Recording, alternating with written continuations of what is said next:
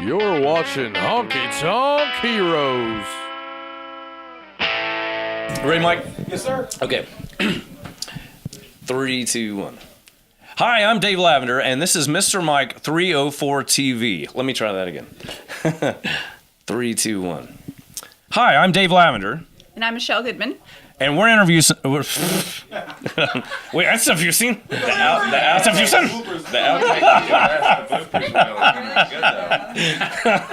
I should drink more.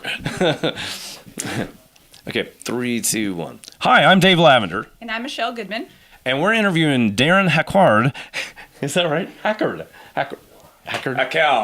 Hacquard, okay. Like backward. Yes. Okay. Sorry, Mike. Sorry. You want to start again? Yeah. Okay. I thought that had some character, though. That's it. We might keep it. Okay. 3, 2, 1. Hi, I'm Dave Lavender. And I'm Michelle Goodman. And we're here for Honky Tonk Heroes. Mr. Mike 304 TV presents Honky Tonk Heroes, and we're here with Darrin Hacquard. And we are excited to be talking to you today, Darrin, and appreciate you stopping in for this house show here in Huntington. Always love to come to Huntington. My pleasure. Tell us a little bit about, Darrin, how you got into music, and you come from a musical family, or how did you start your musical journey? I'll tell you what, my earliest musical memories are listening to my dad's 45 of American Pie by Don McLean and seeing my uncles playing hillbilly music at our family reunions. And Darrin, tell us a bit about where did you grow up at? I grew up in Hawking County in southeast Ohio, right where the foothills of the Appalachian Mountains begin. And for people who don't know where that's at, in Honky County, it's home to Hocking Hills, one of the most beautiful areas. Today, Thank you. the state park there has almost more visits than Yellowstone, about 3 million visitors a year. Tell us, what was it like growing up in such a beautiful place, and how did that get infused into your music? Good question. I think all Appalachian, one of the more special things that Appalachian music and literature have in common is a sense of place. So I definitely have that in my songs. I have a newer song of mine called Hawking Bound, where I'm out and about, and all I want to do is go back home to that area you just described and see my dog and my cats and walk around in the sandstone caves and stuff. You know, so what did you ask me? How did it affect me growing up? I think, well, rural music is based off of the majestic rural, the fact you have rural music because you have that landscape. I think it inspires you more than I could even articulate, probably. Yeah, it kind of always bubbles up, doesn't it? So when did you first pick up an instrument and decide that you wanted to create your own music? I started to play piano when I was in about 2nd grade, and then lost interest because we got Prime Star satellite TV, and I started watching a lot of Nickelodeon in its heyday, you know. So who could fault me for that? But I got serious about the guitar at about 14, probably. I'm 29 now, almost 30.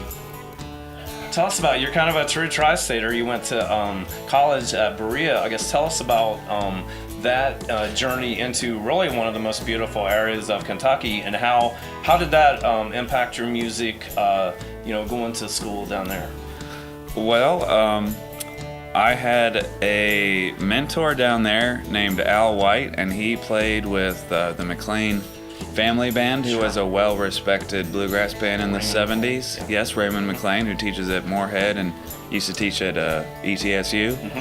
And so Berea has a sort of a miniature bluegrass program like ETSU does. Mm-hmm. And Al would teach you to play mandolin, banjo, guitar, upright bass, all the bluegrass instruments. And in my time there, I managed to have lessons on all those instruments, but also like how the college would have a jazz ensemble or a concert choir, this and that, they had a bluegrass band, and I was in that band, and through his lessons and playing in that band is really how I learned to perform. So what, when you started performing on your own, what is some of the first songs that you wrote that you're really proud of, that you consider like to be your kind of achievement? Well, I guess the first song I ever performed live would have been The Boxer by Simon and Garfunkel and American Girl by Tom Petty.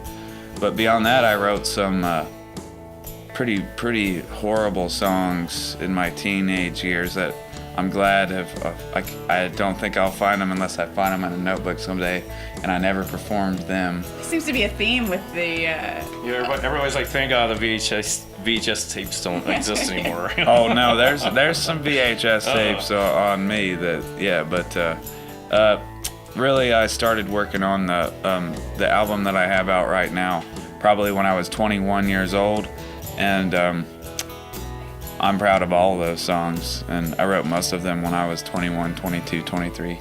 We'll talk about that album then. What's it called, and what is kind of the theme of it? The album is called Signs and Wonders, and it deals with interesting stories from my family that I share.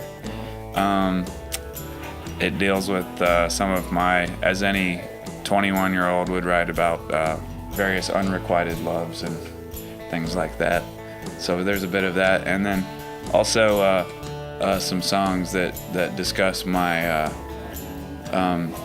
dealings with mental illness that came upon me when I was about that age as well. So part of my therapy of getting over that was writing about it, and I sing about it. So. Tell us about, you've been really getting out there and traveling a lot, and I guess tell us about what you see now in the scene, because it seems like whether it's the Borough in Lexington or the V Club here in different places around the region, it seems like there's a pretty good thirst for original music. What can you say about that, and about kind of what's being created out there now, and what you see? Specifically in Lexington? Just in general as you travel about. Well, for one, people like Coulter Wall and Tyler Childers and the local Honeys are really, I think people have just been desperate for this for years, for someone who actually isn't so full of shit, that it's like coming backwards from where it should, like right out of their mouth of what they're singing about. Yeah. And you have actually authentic people, and as someone said, country must be countrywide, or one of those pop country songs, which is a foolish reference, but true. So I think people are just really thirsty for something authentic, and in a age where reality TV celebrities are the president and stuff like that. Yeah. Absolutely. Well, we really appreciate you stopping by the Honky Tonk Heroes. And our last question is, what do you think makes up, what is the definition of a true honky tonk hero these days? Wow. A honky tonk hero. Well, obviously number one, someone that would get the reference of the Billy Joe Shaver song.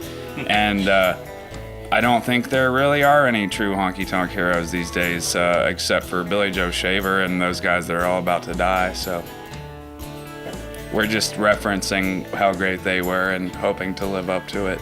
Yeah, we're definitely carrying on the tradition in a great manner. I'm Dave Lavender, and this is Darrin Hacquard and Michelle, and we really appreciate you stopping by, and we appreciate Mr. Mike 304 TV presenting Honky Tonk Heroes.